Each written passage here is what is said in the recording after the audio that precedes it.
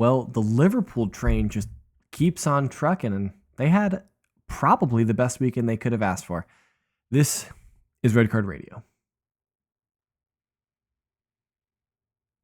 Good morning, good evening, good afternoon, whenever you're listening from. Thanks for tuning in. Red Card Radio is a weekly look at the Premier League from three friends who support different clubs. My name is James. I support Arsenal. Up top is Brad. He supports Chelsea. Down below is Sean. He supports Tottenham. Gentlemen, good day. How are you guys?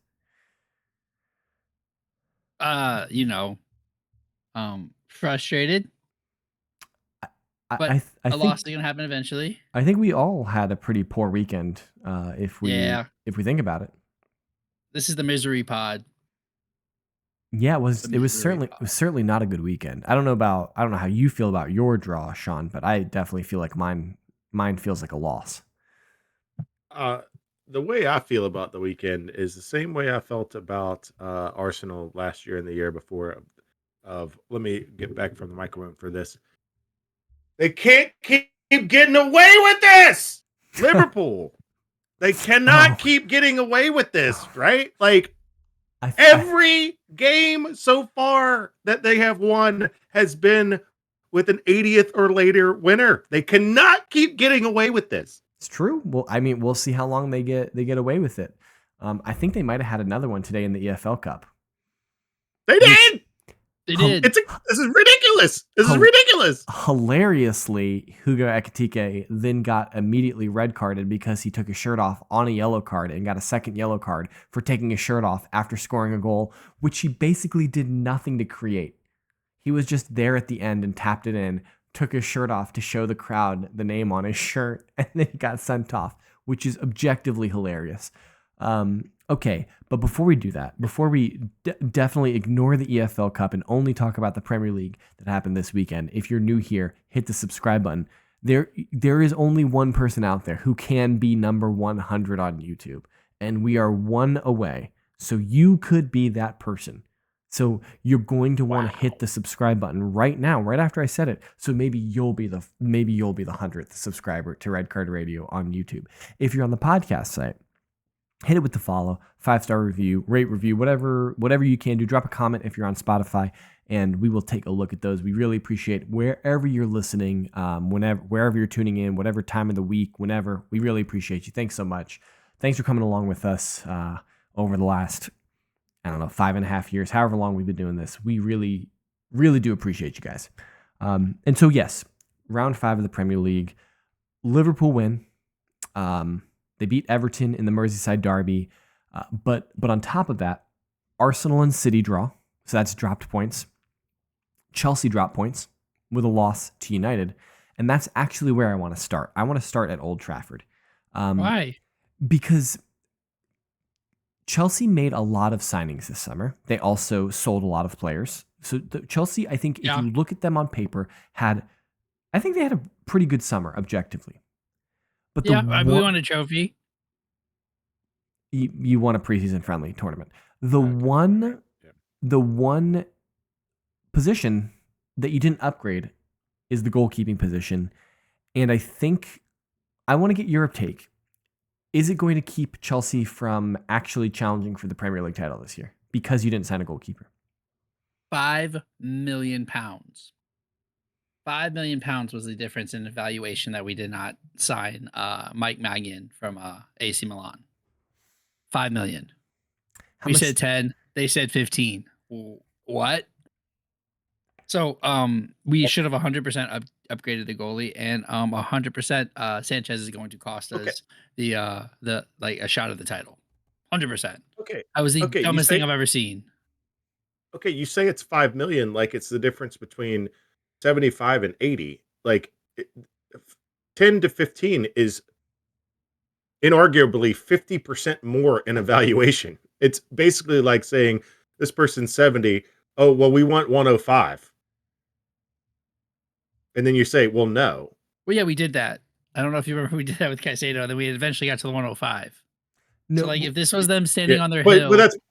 But that's what I'm saying. And you said 10, they said 15. That's 50% more than the evaluation that you had. It's basically the same thing. But we did it before. Okay. All right. That's what I'm Well, saying. I don't think that's the humble brag you're thinking it is. I don't want it to be a humble brag. I think it's silly. I think we should have upgraded our goalkeeper position. Our manager wanted us to upgrade our goalkeeper position. I also will tell you, But like, just as if we're objectively as a friend, if you are arguing that a $15 million goalkeeper was the difference between you winning this game or not, uh, like we're talking two different languages. I don't think a do you $15 know million who Mike goalkeeper Maignan helps. is at AC Milan? It's not that he's necessarily a I, 15 million I'm goalkeeper. He's probably a 30 to 40 million goalkeeper, but he's in the last year of his contract. I'm well aware who he is, Okay. but yeah, like if the You're evaluation on the acting like goalkeeper is 10 to $15 million, he's probably not a very good one. He's at the end of his contract. Do we remember how much Newcastle paid for Ramsdale? Probably it was extremely cheap. I do remember it's that. got to be around that 10 to 20 million, somewhere in there. And like, I mean, I'm not going to say that Ramsdale is going to win you the Premier League, but he's certainly an upgrade over Robert just Sanchez. Also isn't very good. I would arguably. You know what? Look, if we're gonna say, hey, like Sanchez is not the one, right? Like we know that. Why is Mike Penders, who is supposed to be the future number one, and why we didn't want to sign a young good goalkeeper like Donnarumma to block Penders' path? Why is he not playing? Yeah, that's a good question. And like because he's doing amazing in Strasbourg, he's able to play with his feet. He's able to make big saves. He's almost he's as big as Courtois, like in terms of size. I'm not saying skill because I haven't watched a ton. I've seen the highlights, but he's being that fourth defender in the line, like what talking about for passing? City's old goalkeeper used to do. Yes. Ederson? Yes, Ederson was doing. Like he can play with his feet, he can do these things. So why is he not? He's young, so why is he not starting now when we have a good enough team to get top 4 with Sanchez in the net? I'll take this one, James. I got it. Because although you treat Strasbourg like a farm system, you can't just call him up to Chelsea. That's why. I think you're misunderstanding what I'm saying. I don't know why we loaned him out there in the beginning. Oh, I see. Oh, you loaned him to yourself. Yes. Yes, I in principle I agree with you, Brad. If Sanchez is not the guy and Enzo Maresco doesn't think that he's the guy, then you should just be playing someone else, right? Like and if you have other goalkeepers that you're trying to evaluate, trying to figure out if they're going to be the guy, if you've already decided that Robert Sanchez is not the guy, then you need to go get someone. The reason why I asked the question about whether or not you think that Sanchez is going to cost you a shot at competing for the title is because it would then imply that you think the rest of the team is strong enough to compete for the title. Which I do. Okay. Assuming so, but this is pre-Cole Will's injury. Okay. That's fine. I think we need a center back. I think we like pre-Cole Will's injury. I think we do have enough. Like, yes, I put Chelsea number 1 on like our prediction sheets because I always do, but I also like felt good in like I could defend it this year. Unlike past years, we've done that. You felt like the rest of the squad was good enough to challenge. Correct. Yes. Like our center backs were good enough. Our midfielders are good enough. We upgraded the attack. So yes, I did feel like we were good enough, except for Sanchez. And I will also say too that, and this is a pat on the back to Tottenham, shocker. But for whatever reason, in the last 3 to 4 years, our recruitment or scouting has been a lot better. For us to go pull Kinski out of gosh knows where, and he was actually pretty decent to the point that you guys were asking me when Vicario's healthy, do you go with Kinski? Those guys are out there, Brad. You could go find them too. And I think we signed him. I think we signed him for like 14 million or something. It wasn't crazy, and for a January transfer, it wasn't crazy. Don't we have like 7 goalies? You do. You've got a tremendous number of goalkeepers. So like they think there is somebody on that list that can do it, and like Penders looks great. But the problem is that if you have 7, you can only play 1 per game. And Correct. so if Sanchez isn't the guy, you need to move on. But the problem is, like, you didn't move on. Correct. And The Jorgensen the showed he's not the one against Lincoln City this week in the EFL Cup. Like, that was wow. I turned the game on for a few minutes at lunch. Homie goes to command his net on this corner kick, goes up for a punch, and misses the ball completely. Is that the one they Oh scored my on? God, Is it that was the one bad. Lincoln scored on? No. Lincoln scored on? Okay. No, it was after that. It was like 10, 15 minutes after Well, that's that. an old Yeah. adage in football, in American football. An old adage in American football where they say, if you have two quarterbacks, you have no quarterbacks. Yeah. Good point. You either have the one or you do not have the one. Well, and clearly the directors think that Sanchez is the one. Do they, Or though? thought he was the one. They thought he was the one enough to not invest 15 mil in a different goalie. Yeah. They thought if they thought he was number one enough to send Penders to Strasbourg. Yeah, I don't know. I mean, it's interesting squad planning, and I'm not necessarily, sure how you I guess land I'm there, with you. but Well, also there were no I real guess offers Mannion- for Sanchez or Mannion's Jorgensen either. It's Mannion's a little bit older, but you would be in the same boat as Donnarumma, right? Like, you're just blocking Penders' Mannion is like path, 30, right? Like, 35. he's a little bit older. Yeah, he's a little bit He's older, but still, goalkeepers significantly go until older. they're 35. Okay, all right. Like, because Donnarumma is 25. I You didn't forget know the Donnarumma age is- of Mannion. I knew he was a little older, though. Donnarumma is only 25. Yeah. Oh man, Mannion is 30. So I could have sworn Donnarumma was older than that. he started when he was 17. My guy. We're gonna have to deal with his ridiculous, huge shot stopping ability for the next 10 years. Yeah. Oh man. Yeah, you are. The Yashin Trophy winner. I'm sick of that guy already. And like Arsenal have only had to play against him like 3 times in the last, I don't know, year. Sick of him already. Maybe, good job for United winning the game. Like, they did what they were supposed to do. They won the game. They won the game. They did. Yep. So good for them. But also, and Palmer's back out hurt. But also, I don't understand the subs. I didn't get to watch the game. Enzo, he was hyper reactive in this match. Like, right as the red card made. Yeah, which isn't a terrible thing, but like, I think the thing that is like that hurt is because Palmer went off hurt 15 minutes after you took off Estevao and Neto. Yeah, like, and you're never gonna know. But I guess my question is, why did he take off both his wide attacking players? That's what I don't get. Right. And his creative force in there. Like, Estevao, because he's probably the youngest, and Palmer can flex out to that right side. So sure, you're taking off one attacker for the goalie. I get that. But why two? I guess my question. I don't understand the Neto for Tosin. I also wasn't watching. So did we need Tosin to stabilize the back and like do a back three? I'm not sure. It seemed like too much, especially in a situation. Seemed weird. Yes. Yeah. But so shout out to Amarim. They got to win. We kept him in the job longer. That's good.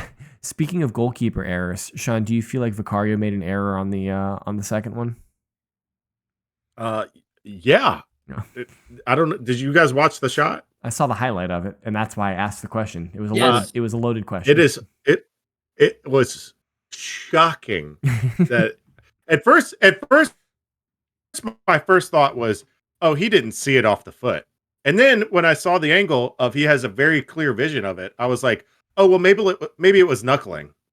Then you see the video behind the kicker, and you're just like, no, he just kicks it past him. It's pretty much straight. It's pretty much straight, and he sees it off the foot. There's nobody blocking his vision. I don't know what he was looking at. I wonder if his weight was just wrong or something.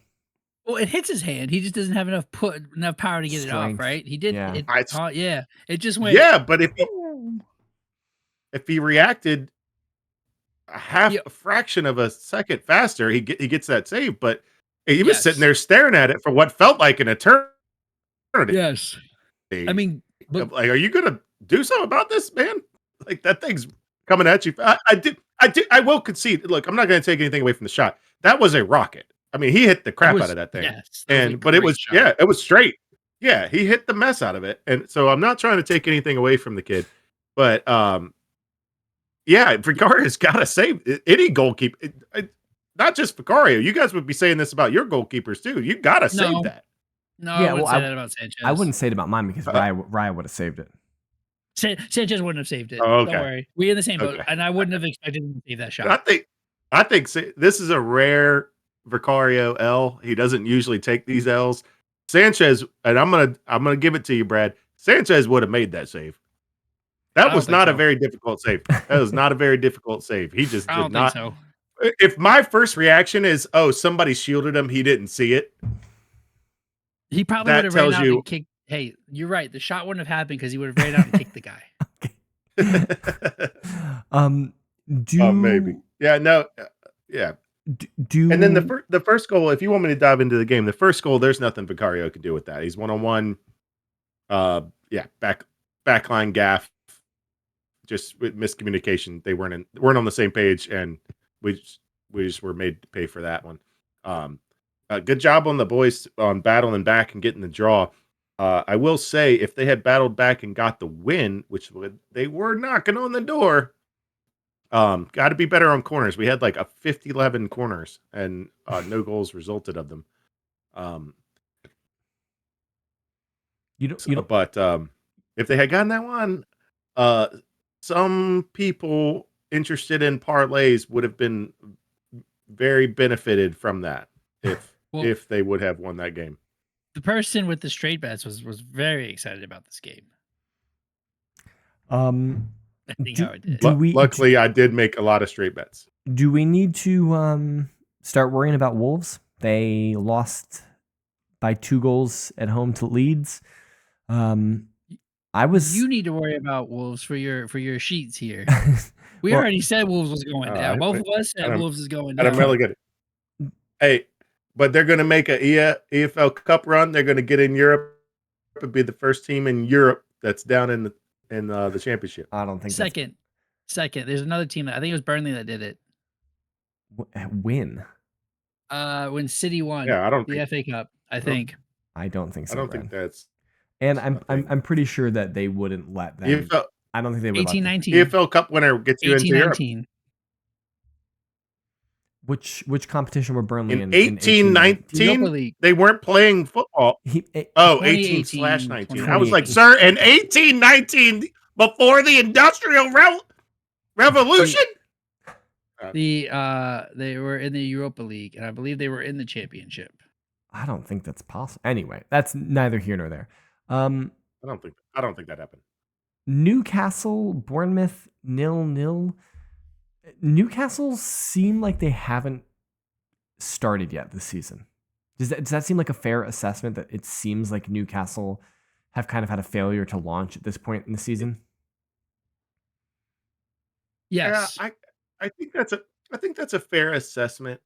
I would in depth, what I think is happening is they're trying to find their heading, their course. It's not that they haven't launched; they're in the boat. They're just trying to get their coordinates right. They're trying to get their which way they're pointed correct, because they lost their leader, their probably not captain, but no, their offensive leader, best player, if you will. And they lost his backup, their best player, their offensive leader, and they lost his backup, not planning on losing that guy, Isak. Yeah. So they're not planning on losing Isak, and they let Callum Wilson go. So now you have nothing, and you're starting from scratch, and you're trying to figure out what this Voltmead guy's got. And yeah, I think they're just trying to figure out how all this works together now. Yeah. Because clearly they're different players. So I think they're all in the ship. They just haven't gotten their bearings right. Yeah, I guess that's my point, is rather that, like, it seems that they could get left behind here if they don't start producing relatively quickly. Again, I haven't looked at their table in any strong or like deep, meaningful looks. I have no idea where Newcastle are right now, but I imagine they're what, like 10 points off the title right now. I assume they got like 5 or 6 points, Newcastle, something in there. maybe up to 7. I don't know, but they're certainly falling out of the title contention, and I don't think anyone actually had them in the title race this year. But I think the title race, I think it's going to be pretty tight this year,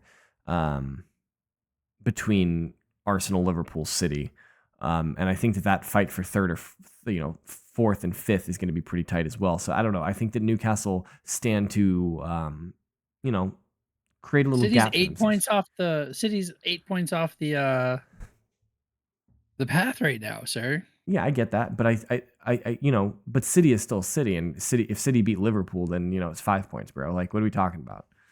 Sure. They still have to play twice. So I think it would be foolhardy to write anyone off at this point. I guess my only point is that it seems that, to your point, Sean, they weren't expecting a couple things in the summer. They weren't expecting to get turned down as much as they were by all of these different players, and now it seems like they look like Oscar Piastri at the start in Azerbaijan. The little like lurch and then stop, and we're still wondering if they're going to drive into the wall or not. Do you guys have any opinions about this Arsenal City results before I give a quick All right, quick opinion? I have my question for you. What was my question for me? Ask your question. Let me get in here because I did have it and I texted it, so I didn't forget to ask. Yep. I just gotta find it through all of our other random text messages in this group that messed up where this message was that I thought would be there. Hold on. Did you send it to just us, or did you send it? I will say, while I stall for Brad. Okay. I got it. Okay. How were you? You gotta let me finish my point. If I'm stalling for you, you gotta let me finish stalling. Yeah, but I came in. He's ready before you made your point. James, how did, as an Arsenal supporter and fan, and you just said they will be in the championship race. Yeah. How did you feel when the players celebrated with getting the first goal, the only goal that they scored? I was admittedly frustrated. I said as much in our Discord, and you could have seen my reaction if you hit the join Discord link in the description of this video. But yeah, I was clearly frustrated. You got to go pick the ball out of the net and go put it back on the center mark. You got, I think they were like 4.5 minutes left. Yeah. And so like, you got to try. I mean, like, you're only heaping more pressure on City if you put the ball back down on the circle and say, let's go. They'd taken all of their attacking threat off. It was just Savinho and like Gabriel and William Saliba were just, he wasn't getting anywhere past them. But then once the game did restart, we were super wasteful with the ball. Like we kept giving it away really cheaply. And so I don't know if they just emotionally had let off and they weren't like fired up anymore or something, but we just kept giving the ball away cheaply at that point. So yeah, I was frustrated.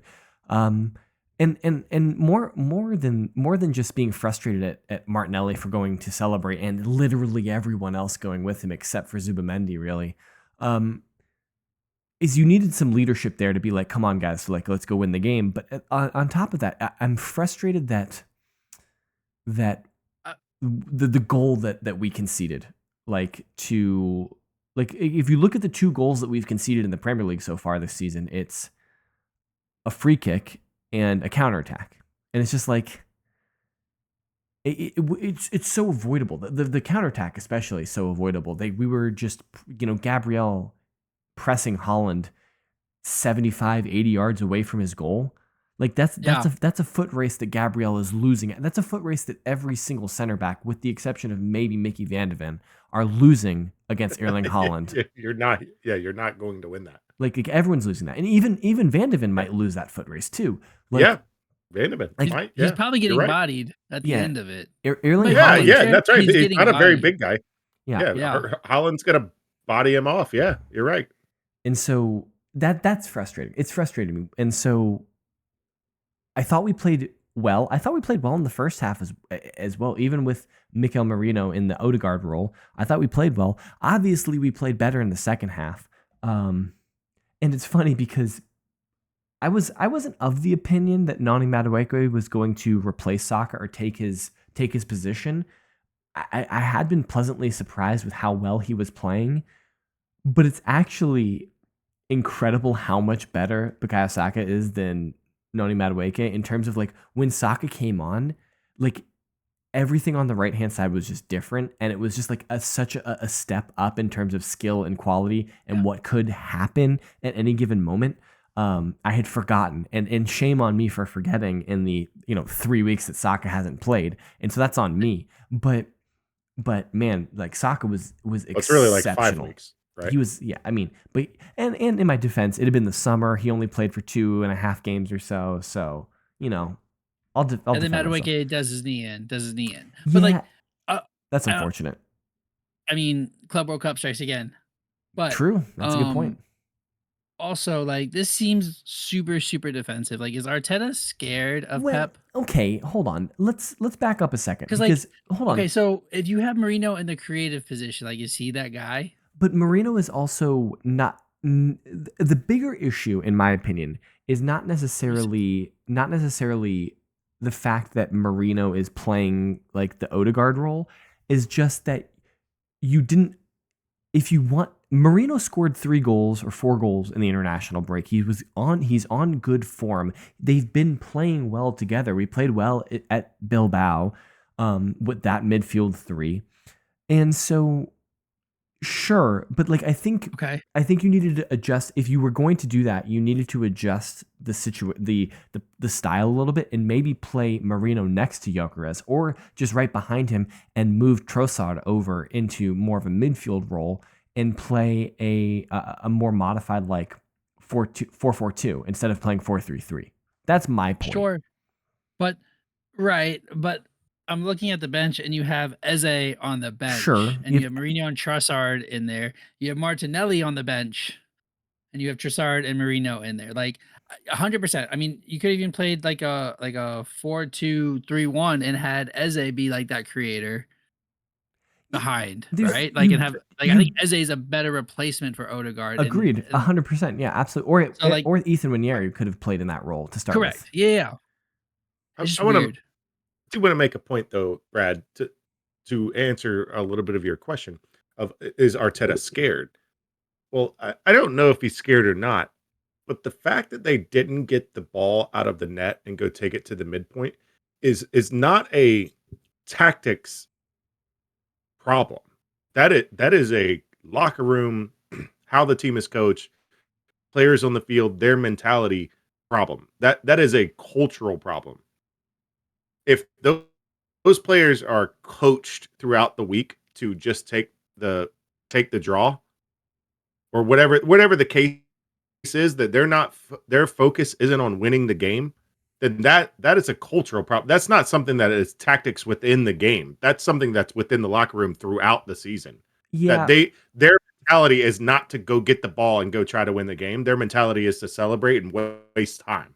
Okay, but how are you measure? I think the only way you can measure that is by what Arteta says. And literally, anytime Arteta talks about a game, he says, "We want to earn the right to win the game. We want to earn the right to win the game." In front of the media, but in front of the media. What's he saying in front of the locker room? You think that game? Okay, I highly doubt, and I think that this is okay. Well, then it's clearly not getting through because your players were more interested in doing TikTok dances in the corner than they were getting the ball out and trying to win the game. I think that you're overreacting to that. I think that in that specific moment, I think that yes, Martinelli felt a lot of emotional release there, and he celebrated when he could have shown more poise and gone and gotten the ball with Zubimendi and put it back. But I don't think that that's a. It's not on the goal scorer. It's not on the goal scorer. It's on the captains, the leaders of the team. Okay, well then Zubimendi, let him go celebrate. Then Zubimendi went and got the ball. He got the ball out of the net. He was wrestling Ake with it and got to put it back on the center spot. Like it wasn't that it didn't happen at all. It did happen, but I think that you're reading too much into that. I think that the players had an emotional release. They were tired. It's the mentality of a team. But I don't know. I was just asking a question because like this lineup feels very defensive and like we're playing for a draw at home. I don't think that that's fair. I don't think that that's him scared. I think that's Arteta's strategy is that he tries to plan accordingly for a game. I was questioning more the mentality of the locker room, period. I would also say that I wouldn't do that. Arteta but- has gotten into this idea of starters and finishers, and so like he wants to have strong players on the bench that can come and change a game. And I mean, we saw that at midweek in the Champions League against Bilbao. Both the substitutes, Trossard and Martinelli, linked up to score the goals to win, and Eze and Martinelli linked up to score the goal to draw against City. So like Arsenal have depth right now, and so he wants to balance both the starting lineup and having attacking prowess and game changers on the bench. And so I think that there is maybe some part of that mentality as well. But if Arsenal don't concede if we don't concede the counterattack to Holland, then like the game is very different, I think, because our City is Pep Guardiola gonna get the same treatment that Arsenal and Arteta got after we were down a man last year against City and we put 10 men behind the ball for the second half when we were winning the game. Like, when we were a man down at the Etihad and did that, and Pep was even. It was 11 on 11, and he went just as defensive or more defensive than Arsenal did a year and a half ago. So like, is Pep gonna catch the same flack that Arteta caught? No. Because we know that. Because listen, we're London clubs. They're Manchester clubs. We're London clubs. We deal with this stuff.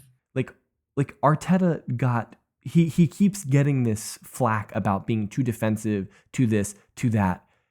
But we never say the same thing about City. Why isn't anyone lambasting City for giving up a lead in the 92nd minute? Like, no one's like, the talk this week isn't oh man, City, dropped 2 points. The conversation is Arteta didn't try hard enough to win. Right? And so it's just, I don't know. It is what it is. It is what it is. Let us know what you guys think it is in the comments. And we'd love to hear from you. So drop a comment down below. Hit us up on social media. Brad is at KSBradG. Sean is at Whiteheart_Sean. I am at James Tiffany. Collectively, we can be reached at redcard_radio. Check back on Friday. We will have a preview of round 6. But until then, hope you have a great weekend. Great rest of the week, and we will see you all soon.